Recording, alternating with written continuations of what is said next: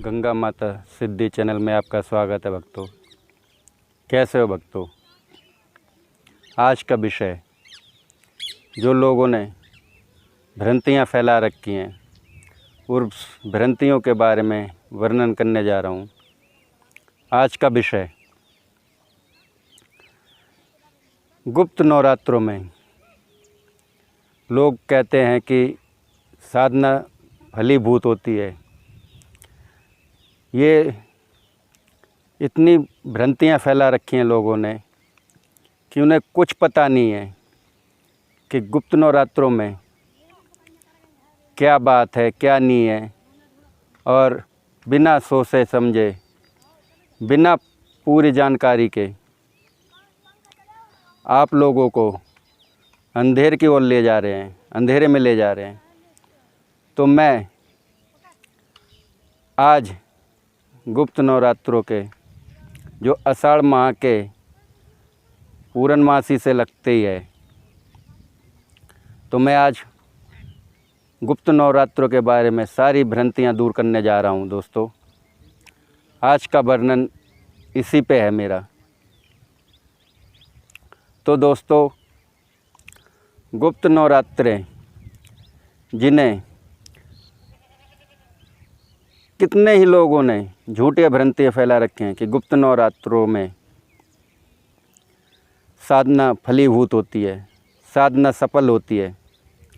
तो दोस्तों, मैं कहना चाहता हूँ कि गुप्त नवरात्रों में कभी भी साधना फलीभूत नहीं होती, कभी भी सिद्धि प्राप्त नहीं होती। जो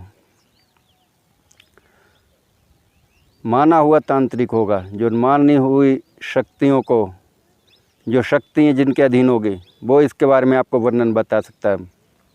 बड़े से बड़े तांत्रिक, बड़े से बड़ा साधक इसके बारे में बता सकता है। गुप्त नवरात्रों में कभी शक्तियाँ फलीभूत नहीं होती, कभी सिद्धि प्राप्त नहीं होती दोस्तों। तो दोस्तों, मैं आपसे ये कहना चाहता हूँ कि गुप्त नवरात्रे, इन दिनों जो भी शक्ति है, जो भी देवी देवता हैं, वो आषाढ़ महीने में पूर्णमासी को सारे अपने अपने स्थानों पे, अपने अपने मंदिरों में, अपने अपने तपस्या में लग जाते हैं। और ये जब तक वापसी नहीं आते, जब तक कि पहला नवरात्रा, जो कुंवार का नवरात्रा आता है, पहले नवरात्रे से ये कार्य करना चालू कर देते हैं। तो दोस्तों, जो मुझे 20 साल का अनुभव है, मैं अपना अनुभव बताने जा रहा हूँ। गुप्त नवरात्रों में कभी भी सिद्धि फलीभूत नहीं होती, सिद्धि नहीं करनी चाहिए। कैसे भी सिद्धि हो, कैसे भी क्रिया हो, कभी फलीभूत नहीं होनी चाहिए। तो दोस्तों, आपसे मैं ये कहना चाहता हूँ कि इन भ्रांतियों में न जाएं, इन भ्रांतियों में न ध्यान दें। जो असली तांत्रिक होगा, जो असली साधक होगा, वो इसके बारे में बताएगा। जिसको गुरुमुखी विद्या होगी, गुरुमुखी चीज़ें होंगी, और जो किताबी चीज़ें होंगी, वो कुछ नहीं वर्णन कर पाएगा, क्योंकि उन्हें खुद पता नहीं होता। किताबों में देख के क्या विधि विधान कुछ भी नहीं मिलता।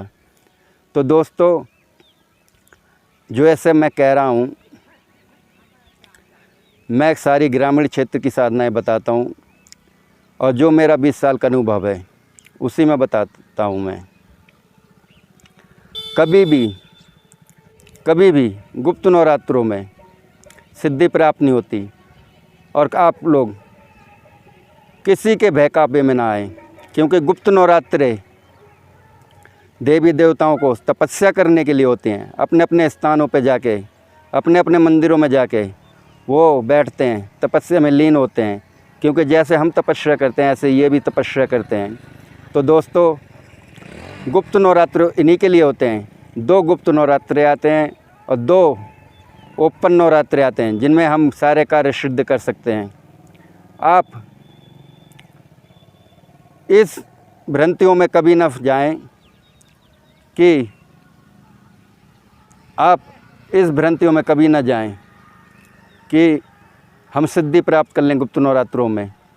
जो असली तांत्रिक होगा, असली साधक होगा और ग्रामीण क्षेत्र की साधनाएँ होंगी, गुरुमुखी होंगी, पूर्वजों की सिद्धियाँ होंगी, वो इन शक्तियों के बारे में आपको बता सकता है। गुप्त नवरात्रों में कभी शक्तियाँ भली फूट नहीं होती, कभी सिद्धि प्राप्त नहीं होती। तो दोस्तों, आप लोगों से मेरा कहना है कि आप भ्रांतियों में न जाएं। आपको कोई भ्रांतियाँ फैला रहा है तो उसमें न जाएं, क्योंकि गुप्त नवरात्रे ऐसे नवरात्रे होते हैं जिसमें देवी देवता चले जाते हैं। हाँ, अगर किसी को परेशानी है, कुछ है, तो 10% आराम देती हैं, और जब तक आराम देती हैं, जब तक उनके दिन ना आ जाए नवरात्रों के, जो ओपन नवरात्र होते हैं, जब तक वो कार्य करती रहती हैं, मगर सिद्धियाँ प्राप्त नहीं होती।